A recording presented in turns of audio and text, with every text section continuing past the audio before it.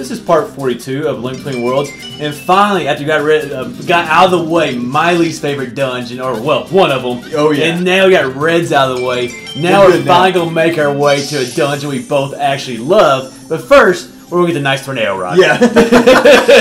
I'll tell you what, it is nice though to now that we've got the last May, we've got the last Heart Beast. We pretty much just will do like a couple of really quick side things before going straight to the next dungeon. It's nice to finally be in that place. And we've been collecting the whole game, like Mays, all the upgrades and stuff. And like I said, we basically go bam, bam, bam, and then we go Treacherous Tower in a couple of parts. But really, as far as the rest of the game goes, there's hardly any more collecting we have to do, which is just really, really, really nice. Although you are going to see us like collect some rupees. There's still 2 items we have left to buy. We're about to buy the tornado rod for 800, I think. Yes, and this is kind of where the rupees really start to hurt you. Like when you're this late in the game and you really don't have anything else to collect, but you still got to upgrade your or purchase your items. So I guess the Treacherous Tower, when we go back and redo that, we can load up on rupees. The dungeons. And we did say that earlier. Like the first time I went there, that's a really good place to get rupees if you want to spend the time with it. And you can get a couple hundred in each dungeon as well. So I am glad you kind of mentioned this, that we'll be heading next to like one of your favorite dungeons. Or I think it is your favorite actually. The next 2 the last 2, we saved our best for last. Yeah, we did. We really did. Yeah. Now, one thing I do want to clarify right here, because I think a lot of people get this confused.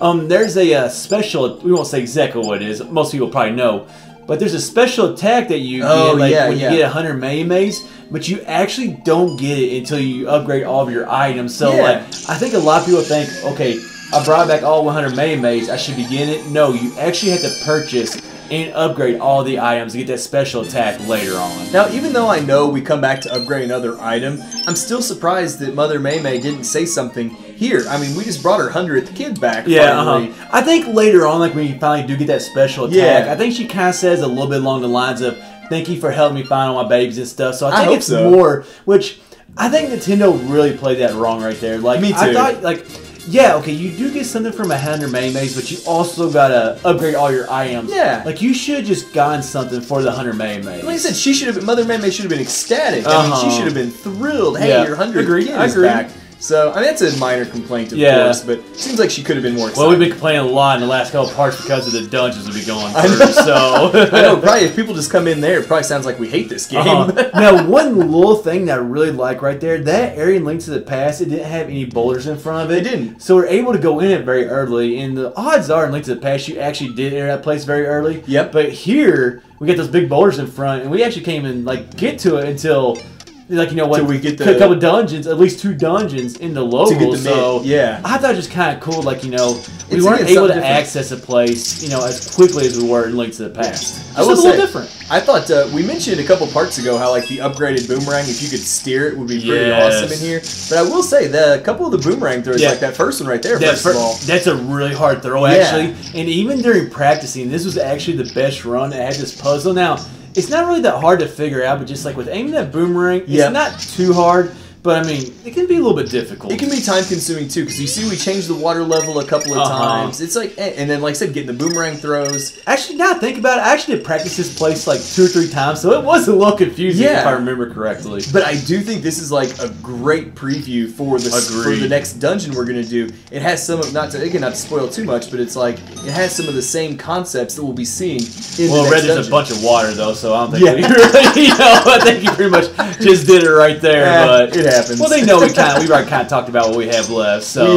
We have. But I think this is like, part of this, again, we're trying to get rupees so we can buy that last item. And I think is this the last rupee, like, treasure room we have? I don't know if it is or not. I think it is, but I'm not exactly positive. You know, just like, we'll see this a lot, like, in the next dungeon, since we already ruined it a little bit. Yeah. If you haven't watched this, we'll begin there in, like, what, 4 minutes? Yeah. But, like, I just love the image of the water raising right there. Just, Me too. Like, how it looks. Especially in the 3D. It's a very good graphic. It really is, especially in the 3D. And I like the concept there of, like, standing on a raft and using the hookshot to, like, pull you around the room.